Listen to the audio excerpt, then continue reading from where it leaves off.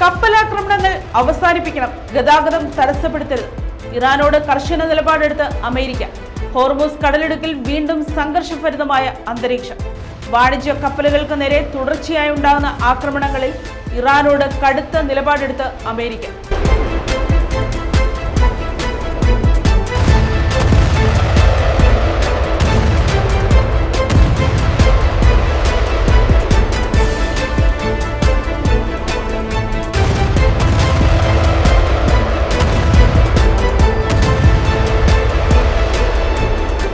ജൂണിലെ വെടിനിർത്തൽ കരാർ അവസാനിപ്പിച്ചെന്ന് American president Donald Trump കൂടി പ്രഖ്യാപിച്ചതോടെ ഗൾഫ് മേഖല വീണ്ടും വലിയ ആശങ്കയിലാവുകയാണ്. ഹോർമുസ് കടലിടുക്കിലൂടെയുള്ള വാണിജ്യ കപ്പലുകൾക്ക് നേരെയുള്ള ആക്രമണങ്ങൾ ഉടൻ അവസാനിപ്പിക്കുമെന്ന് ഇറാൻ പരസ്യമായി പ്രഖ്യാപിക്കണമെന്ന് അമേരിക്ക ആവശ്യപ്പെട്ടു.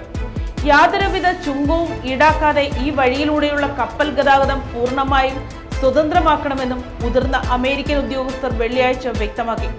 കഴിഞ്ഞ ദിവസങ്ങളിൽ ഇതുമായി ബന്ധപ്പെട്ട് ഇരു രാജ്യങ്ങളും തമ്മിൽ നടന്ന ചർച്ചകൾ ഏറെക്കുറെ ഫലപ്രദമായിരുന്നുവെന്നാണ് വിലയിരുത്തൽ.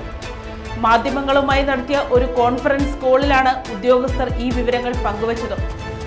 കടലിടുക്കിലൂടെയുള്ള എല്ലാ യാത്രാമാർഗങ്ങളും തുറന്നിട്ടിരിക്കുകയാണെന്നും ഇനി കപ്പലുകൾക്ക് നേരെ ആക്രമണങ്ങൾ ഉണ്ടാകില്ലെന്നും ഇറാൻ പരസ്യമായി വ്യക്തമാക്കണം. ഒന്നെങ്കിൽ അവരതിന് തയ്യാറാകണം, അല്ലാത്ത പക്ഷം അതിന്റെ പ്രത്യാഘാതങ്ങൾ അവർക്ക് ഒട്ടും ഗുണകരമാകില്ല, ഒരു മുതിർന്ന US ഉദ്യോഗസ്ഥൻ മുന്നറിയിപ്പ് നൽകി. അതേസമയം തങ്ങളുടെ പ്രതിരോധ സംവിധാനത്തിലുണ്ടായ ചില പിഴവുകളാണ് ഈ അപ്രതീക്ഷിത ആക്രമണങ്ങൾക്ക് കാരണമെന്നാണ് ഇറാൻ അമേരിക്കയ്ക്ക് നൽകിയിരിക്കുന്ന വിശദീകരണം. എന്നാൽ ഇറാനിലെ തീവ്ര നിലപാടുകാരും മതവാദികളും തമ്മിൽ ഇപ്പോൾ നടക്കുന്ന അധികാര വടംവലിയുടെ പ്രതിഫലനമാണ് ഈ സംഭവങ്ങളെന്നാണ് അമേരിക്കൻ ഉദ്യോഗസ്ഥർ വിശ്വസിക്കുന്നത്.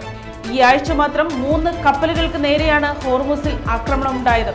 ഇതിന് കനത്ത തിരിച്ചടിയെന്നോണം ഇറാനിയൻ കേന്ദ്രങ്ങൾ ലക്ഷ്യമാക്കി ആക്രമണം നടത്താൻ പ്രസിഡന്റ് ഡൊണാൾഡ് ട്രംപ് ഉത്തരവിട്ടിരുന്നു.